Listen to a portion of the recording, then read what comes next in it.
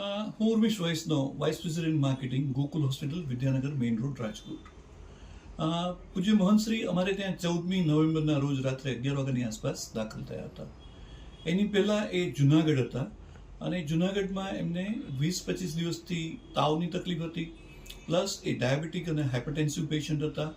અને છેલ્લે જુનાગઢમાં એમને ઝાડામાં લોહી પડવાનું ચાલુ થયું એટલે ત્યાંથી ડૉક્ટરે એવું કીધું કે ભાઈ હવે આની વધુ સારવાર માટે તમે રાજકોટ લઈ જાઓ તો વધારે સારું, કારણ કે રાજકોટમાં મેડિકલ ઇન્ફ્રાસ્ટ્રક્ચર ખૂબ સારું છે. એટલે એ લોકો અમારે ત્યાં આવ્યા હતા અને અહીંયા અમે એમને સારવાર આપવાની ચાલુ કરી હતી. અમારા પ્રોટોકોલ પ્રમાણે રોજ સવારે અને સાંજે અમારા કન્સલ્ટન્ટ જે ક્રિટિકલ કેરના છે એ લોકો રાઉન્ડ લેતા હતા. રાઉન્ડ લીધા પછી બાપુના સેવકોને બોલાવી અને એમની સાથે બાપુને મેળવતા હતા અને રેગ્યુલર અમે જ્યાં સુધી વેન્ટિલેટર ઉપર નહોતા ત્યાં સુધી વાત કરાવતા હતા અને વેન્ટિલેટર ઉપર આવ્યા પછી અમે એમને કહેતા હતા કે બાપુ આંખ ખોલો તો એ આંખ ખોલતા હતા, હાથ ઊંચો કરો તો એ હાથ ઊંચો કરતા હતા. દેટ મીન્સ કે જે વાત છે કે બ્રેન ડેડ હતા એ વાત તદ્દન ખોટી છે. એ જે કોઈ એ આક્ષેપો કરે છે એ વાહિયાત અને પાયાવિહોણા છે. હા, રહ્યો સવાલ આઈસીયુમાં દર્દીના સગાને લઈ જવાનો, એ બાબતમાં મારે એક જ ચોખવટ કરવી છે કે આઈસીયુમાં જે દર્દી હોય છે એ ગંભીર હોય છે, ક્રિટિકલ હોય છે.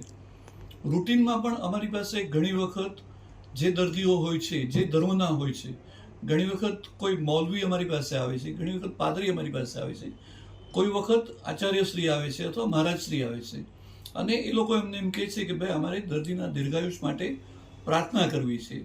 તો એ 5-10 જણા જે આવે છે એ લોકોને અમે ચોક્કસ આઈસીયુમાં એન્ટરટેઇન કરીએ છીએ, કારણ કે આ એક માનવતાનો સવાલ છે, એક શ્રદ્ધાનો સવાલ છે.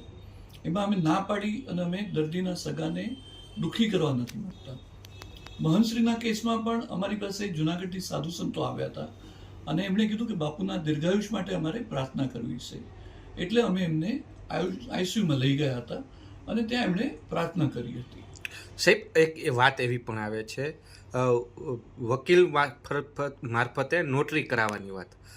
આ વસ્તુ કોઈ હોસ્પિટલના સ્ટાફને ખબર છે કે આવું કાંઈ થયું છે કે શું હકીકત છે? ના સાહેબ, એ બાબતમાં અમને ખ્યાલ નથી, કારણ કે કોઈ કોટ પહેરીને કે જે લુક લાઈક વકીલ લાગે એવા કોઈ નહોતા. હા, સાધુ સંતો હતા, એની ભેગા બીજા 3-4 જણા હતા અને આપણને ખ્યાલ નથી આવતો કે ભાઈ આ વકીલ છે કે નોટરી છે. એટલે એ બાબતમાં અમને ખ્યાલ નથી. એટલે સહી સિક્કા કે એવું કાંઈ થયું એ કોઈ હોસ્પિટલના? એ અમારા ધ્યાનમાં નથી, અમારી જાણમાં નથી.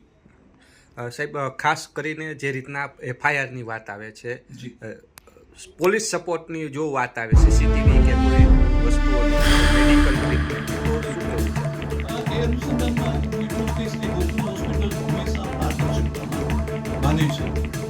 અમે જ્યારે પણ અમને પોલીસ ડિપાર્ટમેન્ટ દ્વારા અથવા કોર્ટ દ્વારા અથવા કોઈ પણ હાયર ઓથોરિટી દ્વારા, ઇટ કેન બી આરોગ્ય વિભાગ, ઇટ કેન બી પોલીસની, કોઈ પણ કાયદાકીય રીતે અમારી પાસે કોઈ પણ માહિતી માંગવામાં આવશે, it can be CCTV, it can be medical record, we are ready to provide.